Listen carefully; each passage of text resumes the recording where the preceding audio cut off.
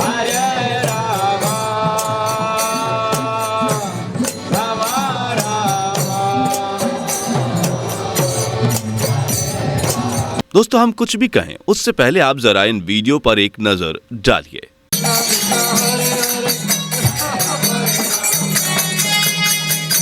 क्यों हैरान हो गए ना?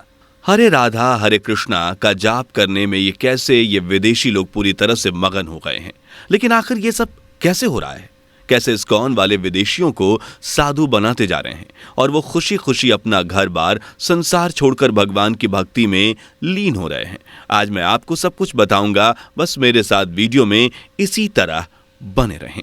वीडियो में आगे बढ़ें उससे पहले अगर आप एक सच्चे हिंदू हैं तो सब्सक्राइब करें फैक्ट मंत्रा चैनल को और बेल नोटिफिकेशन को ऑल पर लगाएं ताकि कोई भी वीडियो मिस ना हो। इस्कॉन यानी कि international society for Krishna consciousness, जिसकी शुरुआत आचार्य भक्ति वेदांत स्वामी प्रभुपाद ने 13 जुलाई 1966 को अमेरिका के न्यूयॉर्क शहर से करी थी और आज ये दुनिया भर में फैल चुका है। हिंदू देशों को तो छोड़ दीजिए, मुस्लिम देशों में भी इस्कॉन के दर्जनों मंदिर बने हैं। फिर चाहे वह पाकिस्तान हो या बांग्लादेश, और विदेशी लोग तो इस्कॉन के रंग में इस तरह रंग गए हैं कि क्या बताएं। आप खुद ही नजारा देख सकते हैं। हरे हरे हरे राम।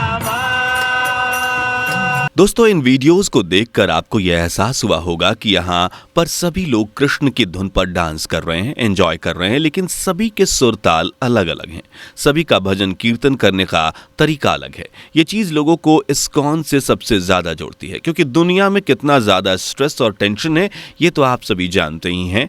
और अगर दूसरे धर्मों को या फिर उनके द्वारा किए जाने वाले पूजा पाठ को फॉलो किया जाए तो उन सभी को करने का एक अपना तरीका है। जैसे अगर कोई नमाज पढ़ता है तो वो उसके कुछ कायदे फॉलो करेगा। अगर कोई चर्च जा रहा है तो वहां पर उसे उस तरीके से प्रेयर करेगा जिस तरीके से चर्च में करी जाती है। लेकिन जब बात इस्कॉन के साथ जुड़े लोगों की आती है तो ये लोग भजन कीर्तन को ऐसे करते हैं जैसे कि खुशी मना रहे हों, कोई त्यौहार मना रहे हों। तभी तो इन्हें कृष्ण की पूजा करना, उनका भजन गाना कोई बोझ नहीं लगता, बल्कि मजा आता है।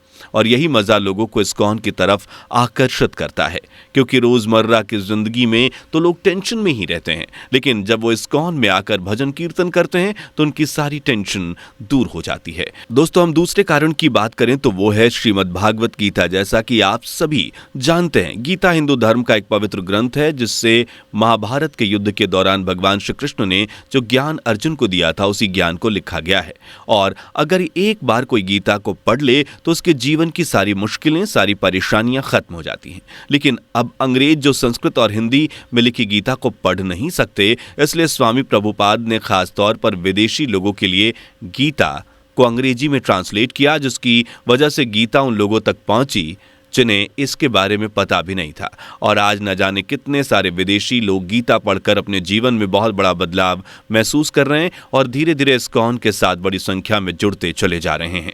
अब अगर हम तीसरे कारण की बात करें तो वो है वेजिटेरियन ट्रेड। क्योंकि पूरी दुनिया की बात करी जाए तो वेजिटेरियन लोगों की संख्या बढ़ती जा रही है। लोग मांस मच्छी को छोड़कर सब्जी खाना ज़्यादा पसंद कर रहे हैं और इस्कॉन के जगह पर वेजिटेरियन रेस्टोरेंट्स अवेलेबल हैं जहां शुद्ध शाकाहारी खाना मिलता है, वो भी बड़े प्यार से, जिसकी वजह से लोगों के बीच और ज़्यादा इस्कॉन को लेकर अवेयरनेस फैल रही है। लोगों को पता चल रहा है कि दुनिया में एक ऐसी संस्था भी है जो शुद्ध शाकाहारी खाना कोने कोने तक पहुंचा रही है। और वेजिटेरियन खाने वाले लोगों की संख्या बढ़ने का एक कारण सेहत भी है, क्योंकि शाकाहारी लोगों को मांसाहारी लोगों के मुकाबले कैंसर होने की संभावना 12% कम होती है और वो कम बीमार भी पड़ते हैं। और इस्कॉन में तो नॉन वेज बोली चाहिए। अब अगर हम चौथे कारण की बात करें तो इस्कॉन डिवोटी का बिहेवियर, जो कि बड़े ही प्यार सम्मान और भक्ति भाव से लोगों से बात करते हैं। अगर उन्हें अपनी भागवत गीता भी बांटनी हो या फिर इस्कॉन के बारे में बताना हो तो वो बड़े प्यार से लोगों को समझाते हैं। वो कभी भी लोगों को गीता लेने के लिए या फिर किसी और चीज़ के लिए फोर्स नहीं करते, उसके बारे में डिटेल में बताते हैं। और उनका बिहेवियर कहीं ना कहीं लोगों को अपनी तरफ आकर्षित करता है और नए नए लोग जुड़ते चले जाते हैं इस्कॉन के साथ। दोस्तों, इस्कॉन के अनुयायी खासतौर पर 4 प्रिंसिपल्स को मानते हैं, जिसमें पहला तो ये है कि नशा नहीं करना, क्योंकि नशे के हानिकारक प्रभाव से लोग बहुत अच्छी तरह से वाकिफ हैं और इस्कॉन शराब, सिगरेट और दूसरी नशीली चीज़ों के खिलाफ है। दूसरा प्रिंसिपल मांसाहार न करना, क्योंकि इस्कॉन में किसी भी तरह का मांस खाना या जानवरों को मारना सख्त वर्जित है। ये जो चीज़ हजारों स्टडीज़ में साबित कर चुकी है कि जानवरों का मांस मनुष्य द्वारा खाने के लिए नहीं है, क्योंकि हम इंसानों की आंतें वो किसी की तरह के जानवर के मांस को इतने अच्छे से डाइजेस्ट नहीं करती और वे लंबे समय तक मांस खाने पर कई बीमारियां होती है, बस लोग उसे रियलाइज नहीं करते। तीसरा प्रिंसिपल, जुआ नहीं खेलना, क्योंकि इस्कॉन में जुआ खेलने को एक अनैतिक एक्टिविटी मानी जाती है। उनका मानना है कि जुआ और दूसरे पाप पुण्य के काम आपको सच्चाई और साधना से दूर ले जाते हैं। चौथा प्रिंसिपल, अवैध यौन संबंध नहीं बनाने का है। अपनी विवाहित पत्नी को छोड़कर किसी के साथ भी यौन संबंध बनाने की मनाही है। यह वैदिक संस्कृति द्वारा पालन किए जाने वाले सत्य नियम भी है और इन्हीं सारे प्रिंसिपल को इस्कॉन के अनुयायी लोगों तक फैलाते हैं और बताते हैं कि यह सब कुछ किस तरह से लोगों की जिंदगी को उजाड़ रहा है।